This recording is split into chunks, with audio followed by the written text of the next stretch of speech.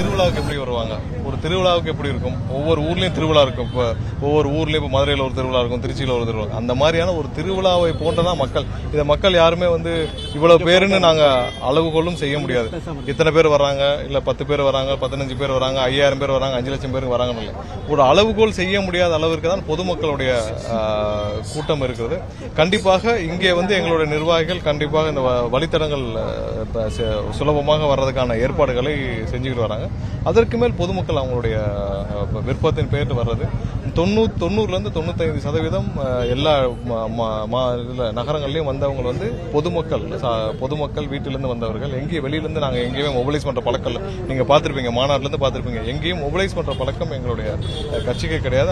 அதற்கான தேவையும் இல்லை. எங்கேயும் ஷோ ஆஃப் பண்ண வேண்டிய அவசியம் இல்லை.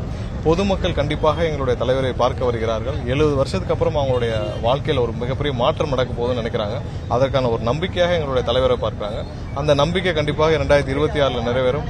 அதனாலதான் இவ்வளவு ஆர்வமாக இத்தனை வருஷமாக ஏதாவது ஒரு தலைவருடைய பொதுக்கூட்டமோ இல்ல அவங்க வர்றதையோ அவங்க போறதையோ இது வரைக்கும் நம்மளுடைய வாழ்நாள்ல பார்த்தது கிடையாது. இன்னைக்கு அனைவரும் அரசியல்.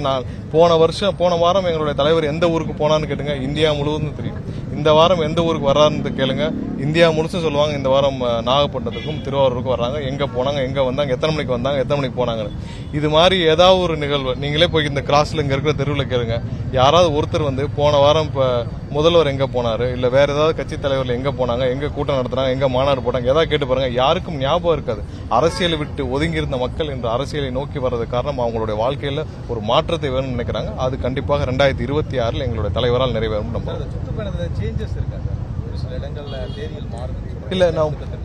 இல்ல தேதிகள் எதனாலனா வெதரையும் பார்த்து நாங்க மாத்திரம். அது இல்லாமல் நீங்க போன வாரம் நாங்க 3 மாவட்டங்கள் போட்டோம். அதுல 3 மாவட்டங்கள் போக முடியாத சூழ்நிலை இருந்துச்சு. சோ அதற்கேற்ப மாவட்ட சுற்றுப்பயணங்கள் மாற்றி அமைக்கப்பட்டு வருகிறது. அது அந்தந்த காலகட்டத்தில் எங்களுடைய பொதுச் செயலாளர் மூலமாக அறிவிப்புகள் வரும்.